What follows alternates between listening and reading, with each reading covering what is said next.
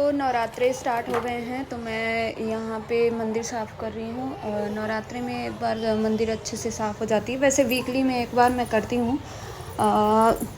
रोज़ ही हमारे मंदिर के आसपास तक मतलब जो काम करने वाली आती है तो मैं नहीं पोछा करवाती हूँ, वो मैं ही क्लीनिंग करती हूँ, क्योंकि वो लोग 10 घर में काम करके आते हैं तो मैं मंदिर नहीं छुआती हूँ। तो वो मतलब आसपास पोछा लगा के चली जाती है मंदिर वाला पोर्शन छोड़ के। तो ये पूरी क्लीनिंग, डीप क्लीनिंग मैं मंदिर का कर रही हूँ।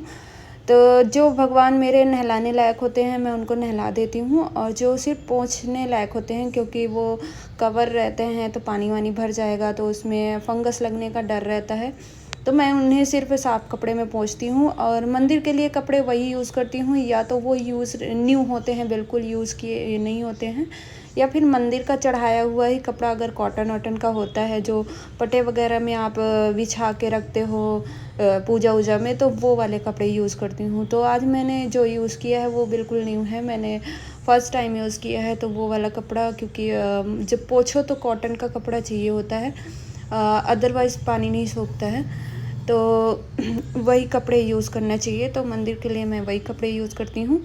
और इनको पूरी तरह से जो मिट्टी के हैं और जो कवर हैं मैं उनको पोंछूंगी, और जो धुलने लायक है जैसे कछुए वगैरह हैं, या फिर मेटल के हैं, शंख वगैरह हैं, या जो मूर्तियाँ धुल सकती हूँ मैं, ख़राब नहीं होती धुलने से, वो वाली मूर्तियाँ खुली हुई हैं जो मतलब रैप नहीं है, उनको मैं धुल लूँगी। तो इस तरह से मैं पूरी क्लीनिंग करती हूँ।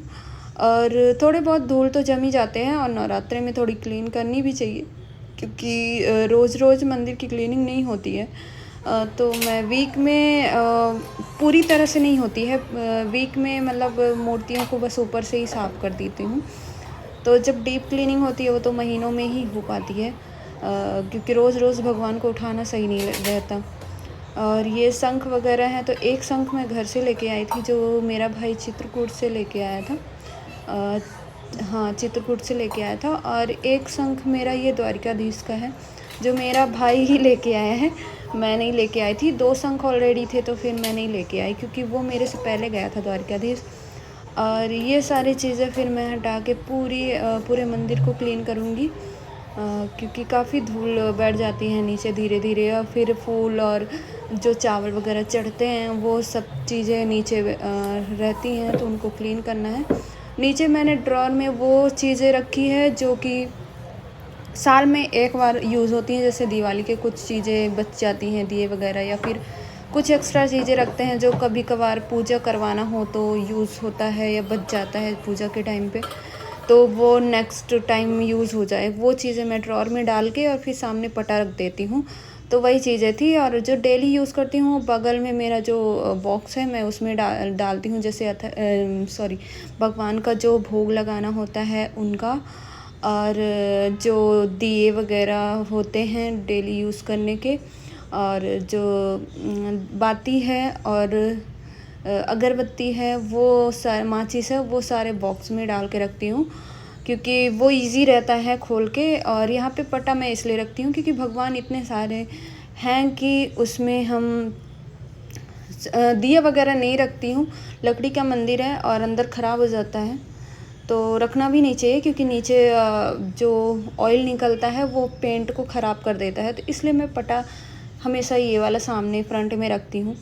तो ज़रूरत भी नहीं रहती नीचे ड्रॉर खोलने की, कभी कभार होती है तो वो तो मैं सामान बाद में निकाल लेती हूँ, मतलब साल में एक आध बार खोलना होता है। और जो मंदिर में हम चूड़ियाँ वगैरह भी यूज़ करे रहते हैं या मिले रहते हैं, वो भी उसी ड्रॉर में डले हुए होते हैं। तो यही सारी चीज़ें डली हैं, एक्स्ट्रा सामान या चूड़ियाँ या कपड़े साल भर में जो पूजा वूजा में यूज़ होते हैं, वो सब चीज़ें, क्योंकि रोज़ रोज़ हम फेंक नहीं सकते, किसी को दे नहीं सकते, तो फिर हम ऐसे ही रख देते हैं फिर से यूज़ करने लायक।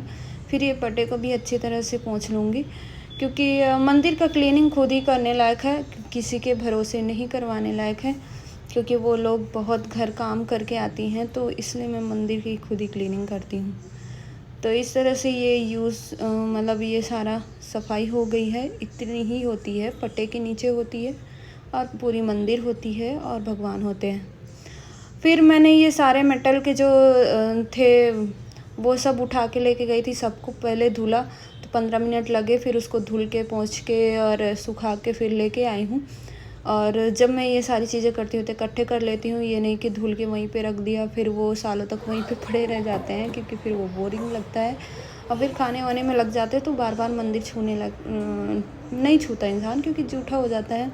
फिर कपड़े चेंज करने लायक होता है, क्योंकि मंदिर आप शुद्धता से ही कर सकते हो।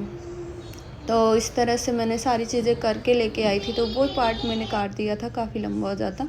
फिर मैंने ये टीका वीका किया और उसके बाद एक कटोरी में मैं वो रखती हूँ सिंदूर, और शंकर जी का चंदन रखा रहता है हमेशा।